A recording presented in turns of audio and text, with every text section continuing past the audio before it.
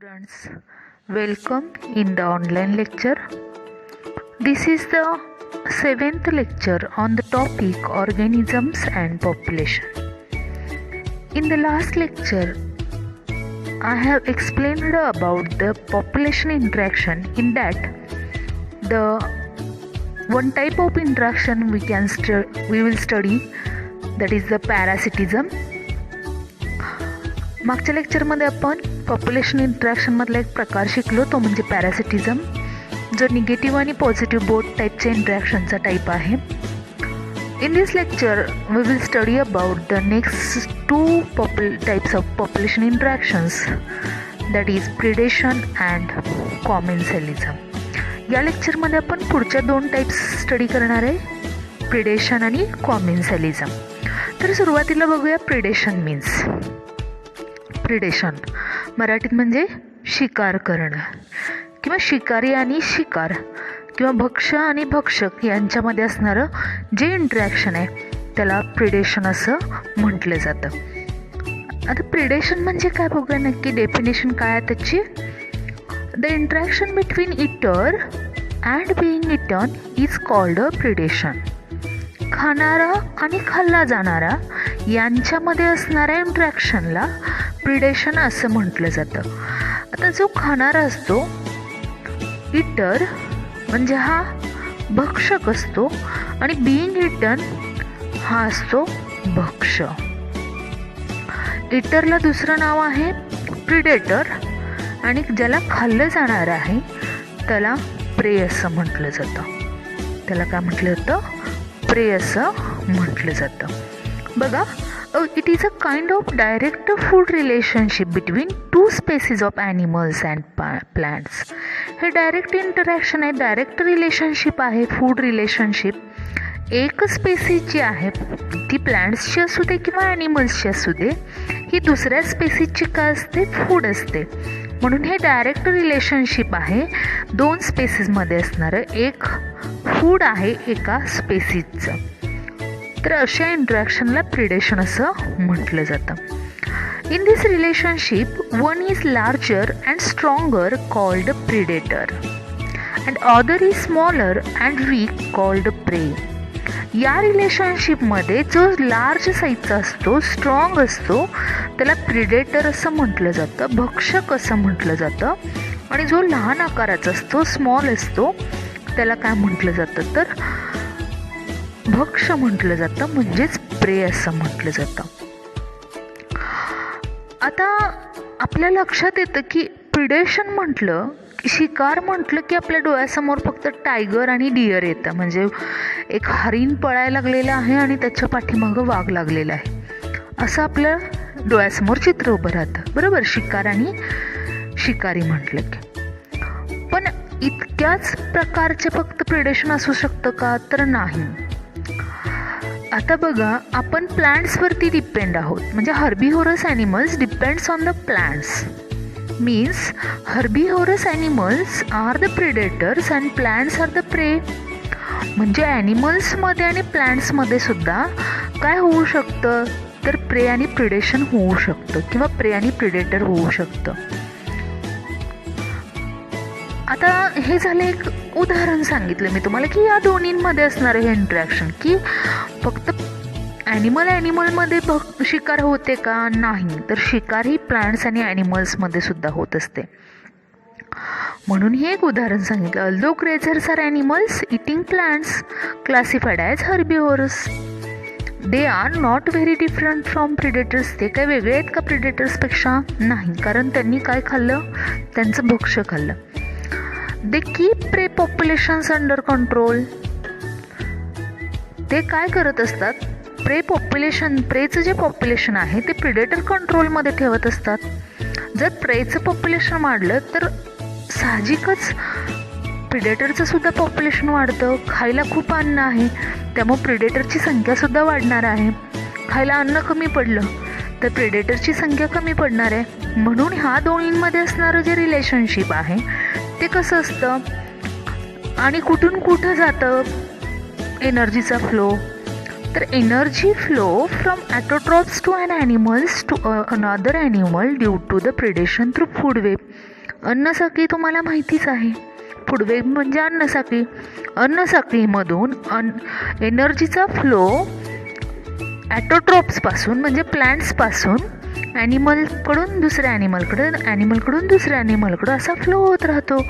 म्हणजे एक food chain तुम्हाला सांगायची झाली किंवा फूड वेब अन्नसाखळी जर तुम्हाला सांगायची झाली तर मागंही एका लेक्चरमध्ये मी तुम्हाला सांगितलेली अन्नसाखळी.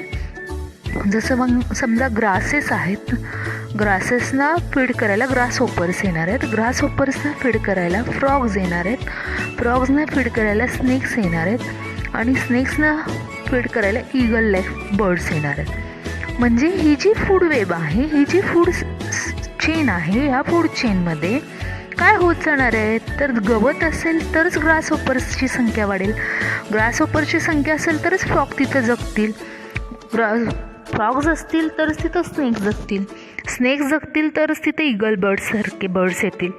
तर अशा प्रकारे एनर्जीचा फ्लो ॲटोट्रॉप्सकडून एका ॲनिमलकडून दुसऱ्या ॲनिमलकडं असे फ्लो होत असतो. आणि मग दोघांमध्ये असणारं जे रिलेशनशिप आहे प्रे आणि प्रिडेटरमध्ये ते कसं असतं. The predator population is directly proportional to the prey population. Directly proportional म्हणलेलं आहे. म्हणजे प्रिडेटरची संख्या, प्रेची संख्या वाढली तर प्रिडेटरची पॉप्युलेशन साहजिकच वाढणार आहे. खायला भरपूर अन्न आहे त्यामुळं काय होत जाणार आहे तिथं आणखी पॉप्युलेशन प्रिडेटरचं वाढत जाणार आहे. त्यामुळे इथं असं म्हणले दे कीप प्रे पॉप्युलेशन्स अंडर कंट्रोल.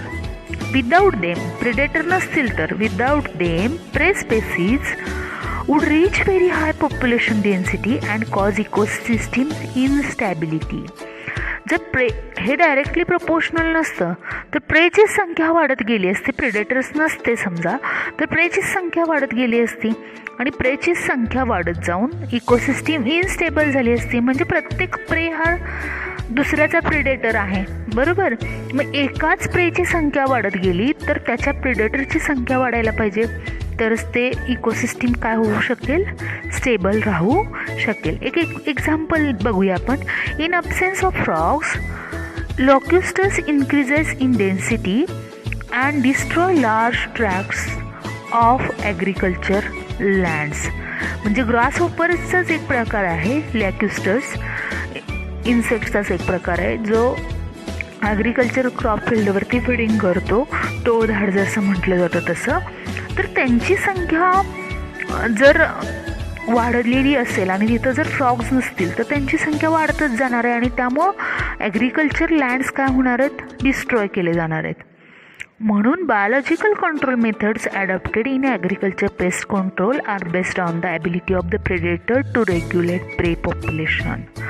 ज्या तुम्ही बघितलेलं आहे ॲग्रिकल्चर फील्डमध्ये बायोलॉजिकल पेस्ट कंट्रोल मॅनेजमेंट बघितलं असेल, कधी ऐकलं असेल. एक इन्सेक्ट दुसऱ्या इन्सेक्टला फीड करतो किंवा त्याच्या लार्वीला फीड करतो, ह्याला बायोलॉजिकल पेस्ट मॅनेजमेंट असं म्हटलं जातं. मग त्या प्रकारच्या ही जी टेक्निक आहे प्रे प्रिडेटर इंटरॅक्शन, ह्या टेक्निकचा वापर करूनच मग बायोलॉजिकल पेस्ट कंट्रोल केलं जात असतं. Predators also help in maintaining species diversity in a community by reducing the intensity of competition among competing prey species. आपले इकोसिस्टीममध्ये असणारे भक्षक जे आहेत त्या भक्षकांचा हाही रोल महत्त्वाचा आहे की ते आपल्या इकोसिस्टीममध्ये स्पेसिस डायव्हर्सिटी जी आहे ती मेंटेन ठेवण्याचं काम करत असतं. When certain exotic species are introduced accidentally or intentionally into a new geographical area, they become invasive and start spreading rapidly due to absence of natural predator. Example, zebra mussels in the international zone of North America. म्हणजे एखादी exotic spaces जर introduce झाली, बाहेरून आलेली एखाद्या particular geographical एरियावरती, तर त्या particular स्पेसिसचे predators तिथं असत नाहीत ना, कारण ती बाहेरून आलेली स्पेसिस आहे. तिच्यावरती फिडिंग करणारे जे प्रिडेटर्स आहेत त्या जिओग्राफिकल एरियामध्ये नसतात आणि त्यामुळं मग त्या स्पेसिसचा तिथं एंट्री झाल्यानंतर त्याची खूप स्प्रेडिंग होतं, रॅपिडली स्प्रेडिंग होतं, कारण त्याच्या तिथं काय नसतात, प्रिडेटर नसतात त्यामुळं. If a predator over exploits its prey, then the prey might become extinct, and following it the predator will also become extinct for lack of food. This is the reason why predators in nature are prudent. म्हणजे काय तर एकमेकांवरती depend असतात प्रे आणि predator. आता आपण बघितलं त्यांचं रिलेशन डायरेक्टली प्रपोर्शनल आहे. कसे रिलेशन आहे? Directly proportional. प्रेचं पॉप्युलेशन डिक्रीज झालं समजा, खूप इटिंग केलं गेलं प्रिडेटरकडून प्रेचं पॉप्युलेशन आणि ते एक्सटेंट झाली, स्पेसिस पूर्णपणे नष्ट झाली, तर त्याच ठिकाणी असणारं जे प्रिडेटरचं पॉप्युलेशन आहे ते सुद्धा एक्सटेंट होणार आहे, ती सुद्धा स्पेसिस एक्सटेंट होणार आहे. कारण त्यांना जर खायला अन्नच नसेल तर ती स्पेसिस जगू शकेल का? नाही जगू शकणार. त्यामुळं काय होत असतं, प्रेचं पॉप्युलेशन जर एक्सटेंट झालं, स्पेसिस जर एक्सटेंट झाली, तर त्याबरोबरच त्याच्या पाठोपाठ प्रिडेटरची सुद्धा स्पेसिस एक्सटेंट होत असते, नाश पावत असते, संपुष्टात येत असते. तर हे रिलेशन असल्यामुळं प्रे आणि प्रिडेटरमध्ये हे रिलेशन कसलं आहे? डायरेक्टली रिलेशन आहे, डायरेक्टली प्रपोर्शनल असणारं हे रिलेशन आहे. एकाची संख्या कमी झाली तर दुसऱ्याचीही संख्या कमी होते, एकाची संख्या वाढली तर ती दुसऱ्याचीही वाढत जाते. आता याच कारणामुळं स्पेसिस एक्सटेंट होऊ शकतात. याच कारणामुळं काही स्पेसिसमध्ये इव्होल्युशन झालेलं असतं डिफेन्स मेकॅनिझमसाठी, म्हणजे स्वतःचं संरक्षण करण्यासाठी, प्रिडेशनपासून किंवा शिकार होण्यापासून आपलं स्वतःचं संरक्षण करण्यासाठी बऱ्याच स्पेसिसमध्ये काही ॲडॅप्टेशन झालेले असतात, इव्होल्युशन झालेले असतात आणि काही कॅरेक्टर्स त्यांच्यामध्ये आलेले असतात. त्यापैकी काही एक्झाम्पल्स आपण इथं बघणार आहे या स्लाईडमध्ये. तर first example of camouflage in monarch butterfly. This is the image of monarch butterfly. आता कॅमोफ्लेज इन मोनार्च बटरफ्लाय म्हणजे काय? आता कॅमोफ्लेज म्हणजे काय अगोदर समजून घ्या. Camouflage means the some animals have ability to change the body color with related to the surrounding. काही ॲनिमल्समध्ये स्वतःच्या बॉडीचा कलर चेंज करण्याची ॲबिलिटी असते सराउंडिंगच्या कलरला मॅच होण्यासारखी, किंवा एखाद्या ऑर्गॅनिझमला किंवा त्याच्या प्रिडेटरला तो सहसा ओळखला जाणार नाही असा कलर करण्याची ॲबिलिटी काही ॲनिमल्समध्ये असते. त्याला काय म्हटलं जातं तर कॅमोफ्लेज असं म्हटलं जातं. हे कशासाठी? तर आपल्या स्वतःचं संरक्षण प्रिडेटरपासून करण्यासाठी ह्या ॲनिमल्समध्ये झालेलं हे ॲडॅप्टेशन आहे. आणि ह्यालाच it is a kind of evolutionary arms race असं म्हटलं जातं. इव्हॉल्युशनमध्ये रेसमध्ये टिकून राहण्यासाठी त्यांच्यामध्ये झालेले हे चेंजेस असतात. आता हे आणखी काही ॲनिमल्समध्ये अशा प्रकारचं मग शॅमेलिओन असेल, किंवा सेकंड एक्झाम्पल काही क्रिप्टिक फ्रॉग्स असतात, क्रिप्टिकली कलर्ड फ्रॉग्स. अशा ह्या क्रिप्टिकली कलर्ड फ्रॉग्समध्ये सुद्धा कॅमोफ्लेज दिसून येतं. आणि मग हे काय करतात आता तुम्हाला दिसेल क्रिप्टिकली कलर्ड फ्रॉग्समध्ये. आता मी 2 इमेजेस समोरासमोर घेतलेले आहेत फ्रॉग्सच्या. तर एका इमेजमध्ये तुम्हाला खालीच्या बाजूला या ठिकाणी जो पॉइंटर दिसतोय त्या ठिकाणी असणारा कलर बघा आणि फ्रॉगच्या बॉडीवरती असणारा कलर बघा, तो मॅच होतो बरोबर. तसंच इकडं बघा, इकडं असणारा जो कलर आहे तो कलर आणि फ्रॉगच्या बॉडीवरती असणारा कलर मॅच होते. Means frog change their body colour according to the surrounding. फ्रॉगनं काय केलं तर बॉडीचा कलर काही ठिकाणी पॅचेसमध्ये चेंज केला सराउंडिंगनुसार. याला क्रिप्टिकली कलर्ड फ्रॉग्स असं म्हटलं जातं. अशा प्रकारे काही ऑर्गॅनिझम स्वतःच्या बॉडीचं प्रोटेक्शन करत असतात. स्वतःच्या बॉडीचं प्रोटेक्शन कुणापासून केलं जातं तर प्रिडेटर्सपासून केलं जातं. हे झालं ॲनिमल्समधलं. आता प्लॅन्ट्समध्ये सुद्धा काय होतं ॲडॅप्टेशनमध्ये मग for plants herbivorous are the predators. बरोबर, herbivorous animals are the predators of the plants and therefore plants have evolved a variety of morphological and chemical defenses against a herbivorous. म्हणून प्लांट्स काही मॉर्फॉलॉजिकल आणि chemical defence निर्माण करतात स्वतःच्या बॉडीमध्ये. त्यातली एक इमेज तुम्हाला तुमच्या समोर दिसते इथं. अकॅसिया ही इमेज जी दिसते तुम्हाला ती आहेत अकॅसिया आणि कॅक्टसची, ऑफन्शियाची.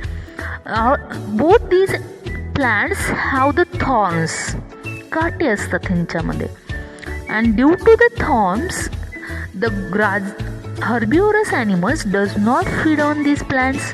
ह्या वनस्पतींना काटे असल्यामुळं या वनस्पतींवरती सहसा हर्बिव्होरस ॲनिमल्स काय करत नाहीत, फीडिंग करत नाहीत किंवा खात नाहीत त्या प्लांट्सना. हे झालं मॉर्फॉलॉजिकल डिफेन्स झाला. Thorns, acacia, cactus are the most common morphological means of defence, काटे असणं. आता काही प्लांट्समध्ये काय केलं जातं तर पर्टिक्युलर केमिकल्स तयार केले जाते. फॉर एक्झाम्पल केमिकल्स तयार करण्यामध्ये, for example this is the image of Calotropis. रुईच्या झाडाची ही इमेज आहे, कॅलोट्रॉपिस. आता कॅलोट्रॉपिस खूप प्रमाणात ग्रो झालेली दिसते आपल्याला रस्त्याच्या कडेला. झेरोपॅटिक प्लांट आहे, आपल्या इकडे सुद्धा सापडते. पण तिच्यावरती सहसा ॲनिमल्स फीडिंग करत नाहीत, म्हणजे ही वनस्पती खात नाहीत जनावरं. का तर Calotropis produce highly poisonous cardiac glycosides and that is why you never see any cattle or goats browsing on this plant. या वनस्पतीकडून खूप टॉक्झिक असं असणारं किंवा पॉयझनस असं असणारं कार्डियाक ग्लायकोसाइडेजेस एन्झाईम तयार केलं जातं, ज्याचा इफेक्ट ॲनिमलच्या हार्टवरती होत असतो. त्यामुळं कुठलेही कॅटल्स किंवा गोट्स तुम्हाला रुईच्या झाडाला खाताना दिसणार नाही. दिस इज द केमिकल डिफेन्स म्हणूया आपण. हा केमिकल डिफेन्स आहे, जे काही केमिकल्स प्रोड्यूस करायचे आणि जेणेकरून काय केलं जाणार नाही, ॲनिमल्सकडून खाल्लं गेलं जाणार नाही, यासाठी स्वतःच्या बॉडीचं प्रोटेक्शन करायचं. आता ह्याचंच उदाहरणं सांगायची झाली तर टोबॅको असेल. टोबॅकोमध्ये निकोटीन असतं, कॉफीमध्ये कॅफीन असतं. These are the examples of the toxic substances which are produced by the plants. हे सगळे टॉक्झिक सबस्टन्स आहेत प्लांट्सकडून प्रोड्यूस केले गेलेले. A wide variety of chemical substances that we extract from plants on a commercial scale, for example nicotine, caffeine, quinine, strychnine, opium, are secondary metabolites produced by them actually as defenses against grazers and browsers. हे प्लांट्सने तयार केलेली chemicals आहेत, secondary metabolites आहेत, जे स्वतःच्या बॉडीचं संरक्षण करण्यासाठी निर्माण केली जातात आणि त्याचाच वापर आपण कमर्शियल करतो आहे, पैसा मिळवण्यासाठी करतो आहे. निकोटीन असेल, कॉफीमध्ये असणारं कॅफीन असेल, आता क्विनाईन असेल किंवा स्ट्रिकाईन असेल, ऑपियम बघितलेलं आहे आपण, आपू, चरस, गांजा यामध्ये असणारं. तर अशा प्रकारे ड्रग्जमध्ये वापरले जाणारं ऑपियम हे सगळे कमर्शियल व्हॅल्यू प्रमाणात किंवा व्हॅल्यूसाठी वापरले जाणारे केमिकल्स आहेत.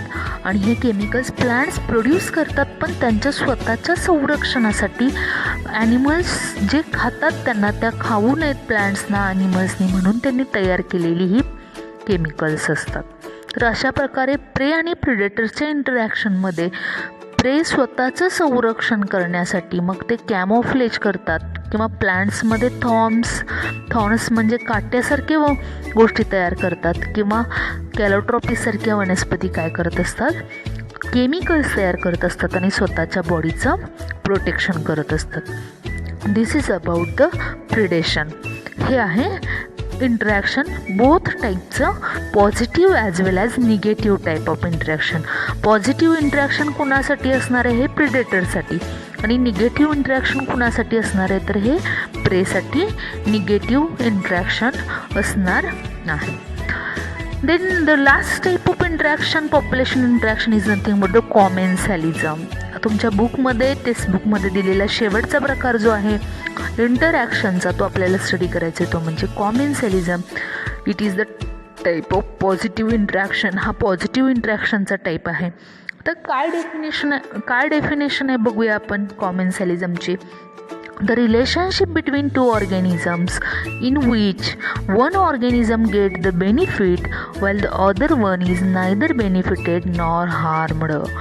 दोन ऑर्गॅनिझममध्ये किंवा दोन स्पेसीसमध्ये असणारं हे इंट्रॅक्शन आहे, ज्याच्यामध्ये एकाला फायदा होतो तर दुसऱ्याला कुठलाही फायदा किंवा इजा होत नाही. अशा प्रकारच्या इंट्रॅक्शनला कॉमेन्सॅलिझम असं म्हटलं जातं. आणि हे पॉझिटिव्ह टाईपचे इंट्रॅक्शन अशासाठी आहे की याच्यामध्ये एक ऑर्गॅनिझम बेनिफिट मिळवतो तर दुसऱ्या ऑर्गॅनिझमला फायदाही होत नाही आणि तोटाही होत नाही. त्यामुळे हे पॉझिटिव्ह टाईपचं इंट्रॅक्शन आहे. आता ह्याचे एक्झाम्पल्स बघूया आपण वन बाय वन. सुरुवातीला बघूया, पहिले एक्झाम्पल बघूया, orchids. An orchids growing as an epiphyte on a branch of mango tree will get benefit while the mango tree derives no benefit. बघा, आता ऑर्चिड्स शिकलो गेल्या वर्षी आपण. इपिफॅटिक रूट हे जे मॉडिफिकेशन आहे रूटचं, इपिफॅटिक रूट, या इपिफॅटिक रूटमध्ये आपण ऑर्चिडचं एक्झाम्पल वेंडा हे घेतलेलं होतं. ऑर्चिड म्हणजे काय, किंवा ऑर्किड्स कसंही तुम्ही प्रोनाऊन्सिएशन करू शकता ऑर्चिड्सचं. तर ऑर्चिड्समध्ये बघा, ह्या वनस्पती लार्ज ट्रीजच्या ब्रँचेसवरती ग्रो होत असतात. आणि ह्या ज्या वनस्पती आहेत ह्यांचे रूट्स काही वनस्पतीमध्ये घुसवत नाहीत. As like the parasite root बघितलेलं आहे आपण. इपिफॅटिक रूट हँगिंग रूट म्हणतात त्यांना, हवेमध्ये लटकते राहतात. तर ही वनस्पती फक्त आंब्याच्या लार्ज ब्रँचेसवरती ग्रो होते, पण ही कुठलीही इजा मँगो ट्रीला करत नाही किंवा कुठलाही फायदा मँगो ट्रीला होत नाही. पण ऑर्चिड्सना त्याच्या बदल्यात काय मिळतं, तिथं राहण्याची जागा मिळते ट्रीजकडून. हा त्यांना मिळालेला बेनिफिट आहे. पण मँगो ट्रीला कुठलाही बेनिफिट किंवा लॉस होत नाही. त्यामुळं हे कोणत्या प्रकारचं इंटरॅक्शन आहे, तर कॉमेन्सॅलिझम. आता दुसरं एक्झाम्पल तुम्हाला सांगायचं झालं तर कॅटल अग्रेड्स. आता कॅटल अग्रेड्स हे बर्ड आहेत, बगळा दिसतोय तुम्हाला इथं. तुम्ही बघितलं असेल ॲनिमल रेझिंग करत असताना त्यांच्या आजूबाजूलाही बगळे थांबतात. आता इथं का थांबतात ते, जसं ॲनिमल ग्रेझिंग करतो म्हणजे गवत खातो, तसं त्यांना गवत उपटल्यामुळं त्या गवताच्यामुळं वरती आलेले जे गवताच्या मुळ्यांच्या शेजारी असणारे जे किडे असतात गवतात असणारे, ते वरती येतात आणि त्या किड्यांवरती हे कॅटल अग्रेड्स फीडिंग करत असतात. हे बर्ड त्याच्यावरती फीडिंग करत असतात. The cattle egret and grazing cattle in closed association is a classical example of commensalism. Cattle egrets always forage close to cattle. As cattle move, they flush out insects that might be difficult for the aggregates to find and catch. जे अवघड असतं गवतातले किडे शोधून काढणं आणि खाणं cattle अग्रेड्सना, ते easily त्यांना सापडतात. कशामुळं, तर हे कॅटल्स ज्यावेळी ग्रॅझिंग करत असतात त्यावेळी ते इझिली अवेलेबल होतात, इझिली वरती येतात आणि त्याच्यावरती ते फीडिंग करू शकतात हे बर्ड्स, बगळे. तिसरं एक्झाम्पल जे आहे कॉमेन्सॅलिझमचं ते बघूया. तुमच्यासमोर इमेज आहे क्लॉन फिशची. आता हे कोणाचं, खाली जे ग्रीन कलरचे टेंटॅकल्स दिसत आहे ते काय आहेत, हे टेंटॅकल्स आहेत. हे टेंटॅकल्स कोणत्या ॲनिमलचे दिसत आहेत तुम्हाला दिसणारे, तर सी ॲनिमोन. म्हणजे it is the interaction between clown fish and sea anemone. It is the commensalism between the clown fish and sea anemone. Clown फिशमधलं आणि सी ॲनिमोनमधलं हे इंटरॅक्शन आहे. Interaction between sea anemone that has stinging tentacles and the clownfish that lives among them. हे stinging टेंटॅकल्सच्या मध्ये राहतो हा fish, आणि ह्याच्यामुळं काय होतं फिशला, the fish gets protection from predators which stay away from the stinging tentacles. The anemone does not appear to derive any benefit by hosting the clownfish. जरी या टेंटॅकल्सच्या मध्ये हा क्लॉनफिश राहत असला तर तो काय मिळवतो त्याच्यापासून, तर स्टिंगिंग टेंटॅकल्समुळं त्याला प्रिडेटरपासून संरक्षण मिळतं. त्याचे जे भक्षक जे आहेत त्यांच्यापासून त्याला संरक्षण मिळतं क्लॉनफिशला. आणि त्याच्या बदलात सी ॲनिमोनला कुठलाही बेनिफिट, कुठलाही लॉस होत नाही.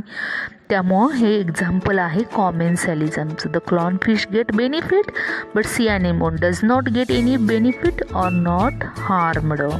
कुठलाही हार्म सी ॲनिमोनला होत नाही किंवा कुठलाही बेनिफिट सी ॲनिमोनला होत नाही, पण क्लॉनफिशला बेनिफिट मिळतो. म्हणून हे कशाचं एक्झाम्पल आहे, कॉमेन्सॅलिझमचं. या लेक्चरमध्ये आपण इथंच थांबतोय. हा टॉपिक आपला संपलेला आहे. पॉप्युलेशन, ऑर्गॅनिझम्स अँड पॉप्युलेशन हा टॉपिक इथं संपलेला आहे. एकदा बघूया, ओव्हरलुक करूया या टॉपिकमध्ये आपण काय काय स्टडी केलं. तर सुरुवातीला आपण या टॉपिकमध्ये ऑर्गॅनिझम्स अँड एन्व्हायरमेंट या पॉईंटच्या अंडर बायोम्स बघितले. त्याच्यानंतर हॅबिटॅट आणि निशेमधला डिफरन्स स्टडी केला, निशेचे टाईप्स बघितले. दुसऱ्या लेक्चरमध्ये आपण मेजर अबायोटिक फॅक्टर्स स्टडी केले, टेम्परेचर, वॉटर, लाईट आणि सॉईल. नेक्स्ट तिसऱ्या लेक्चरमध्ये आपण ॲडॅप्टेशन्स आणि पॉप्युलेशन्समध्ये नर्टॅलिटी, मोर्टॅलिटी याविषयी स्टडी केलं. चौथ्या लेक्चरमध्ये आपण age distribution, age pyramid, age growth किंवा पॉप्युलेशन ग्रोथ आणि ग्रोथचे दोन जे मॉडेल्स आहेत, एक्सपोनेन्शियल ग्रोथ, लॉजिस्टिक ग्रोथ याविषयी स्टडी केलं. पाचव्या लेक्चरमध्ये आपण पॉप्युलेशन इंट्रॅक्शन्समध्ये स्टडी केले. दोन इंट्रॅक्शन्स त्या लेक्चरमध्ये आपण स्टडी केल्या, पाचव्या म्युच्युअलिझम आणि कॉम्पिटिशन. सहाव्या लेक्चरमध्ये आपण फक्त एकच टाईपचे इंट्रॅक्शन स्टडी केले ज्याचं नाव आहे पॅरासिटिझम. आणि हे आपलं 7वं लेक्चर झालेलं आहे ऑर्गॅनिझम्स अँड पॉप्युलेशन या टॉपिकवरचं, ज्याच्यामध्ये आपण दोन पॉप्युलेशन इंट्रॅक्शनचे टाईप स्टडी केले, प्रिडेशन अँड कॉमेन्सॅलिझम. आणि इथं तुमचा हा टॉपिक संपलेला आहे. तर याच्यावरचं एक्सरसाइज तुम्ही घरी सॉल्व करायचं आहे, सोडवायचं आहे, क्वेश्चन सोडवायचे आहे त्याच्यावरचे सगळे. आणि पुढच्या वेळी आपण नवीन टॉपिक सुरू करणार आहे. तर इथंच थांबतोय आपण या लेक्चरमध्ये. थँक्यू.